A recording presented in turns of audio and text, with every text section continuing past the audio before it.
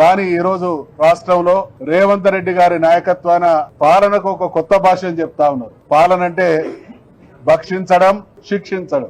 ఎన్నికల సందర్భంగా అనేక హామీలు ఇచ్చి తెలంగాణ రాష్ట్రాన్ని సాధించి 10 సంవత్సరాల కాలంలో కేసీఆర్ గారి నాయకత్వంలో అద్భుతమైనటువంటి పాలన సాగించి ప్రజా జీవితంలో గుణాత్మకమైనటువంటి మార్పు వచ్చిన తర్వాత అధికారాన్ని చేజిక్కించుకోవడమే పరమావధిగా ఎన్నికల మేనిఫెస్టోలో అనేక హామీలు ఇచ్చింది కాంగ్రెస్ ప్రభుత్వం రేవంత్ రెడ్డి నాయకత్వాన.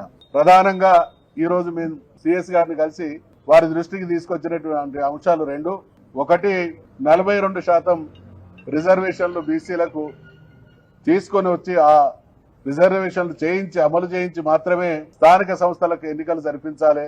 రెండవది, కులగణన సందర్భంగా బీసీలకు జరిగినటువంటి ద్రోహాన్ని కూడా వారి దృష్టికి తీసుకురావడం జరిగింది. గతంలో జరిగినటువంటి సర్వేల సందర్భంగా వచ్చినటువంటి బీసీ జనాభాను ఈ రోజు వీళ్ళు ప్రకటించినటువంటి లెక్కలను చూస్తే బీసీల గొంతు కోసేటువంటి లెక్కలు వాళ్ళు ఈ రోజు మరి చట్టసభల ముందు ఉంచడం జరిగింది. ఇక రిజర్వేషన్ల విషయానికి వస్తే వాళ్ళకు అమలు చేసేటువంటి చిత్తశుద్ధి లేదు కాబట్టి మసిబోసి మారేడుగాయ చేసేటువంటి ప్రయత్నం చేస్తా ఉన్నారు. ఇవాళ బీసీ సమాజం కోరుతున్నది మేమెంతో మాకంతా అనేటువంటి వాటా బీసీ సమాజం డిమాండ్ చేస్తా ఉంటే కాంగ్రెస్ పార్టీగా మేము 42% అమలు చేస్తాం ప్రభుత్వంలోకి వస్తే అనేటువంటి హామీని ఇచ్చి దాన్ని తుంగలో దొక్కడానికి అనేక సాకులు చూపుతా ఉన్నది. గతంలో ఇదే బీఆర్ఎస్ పార్టీ తరఫున మేమందరం కూడా తమిళనాడు రాష్ట్రాన్ని సందర్శించడం, ఆడ బీసీలకు అమలవుతున్నటువంటి రిజర్వేషన్ల తీరుతెన్నులను చూస్తే అక్కడ 69% అమలవుతా ఉన్నది. అంటే చిత్తశుద్ధి ఉంటే పరిష్కార మార్గం ఉన్నప్పటికీ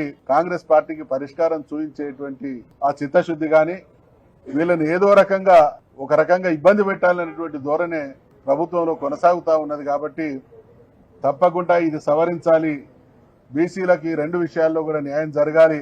న్యాయం జరగకుంటే ఈ ప్రభుత్వాన్ని అడుగడుగున నిలదీస్తాం.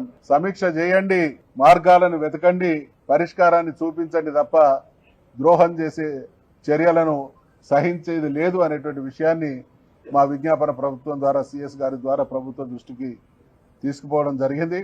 ఖచ్చితంగా బీఆర్ఎస్ పార్టీ బీసీల పక్షాన ప్రభుత్వం ఇచ్చినటువంటి హామీలు అమలయ్యేంత వరకు ఎటువంటి పోరాటానికైనా రాజీ లేని కార్యక్రమానికి సన్నద్ధం అనేటువంటి విషయాన్ని మనం చేస్తాం.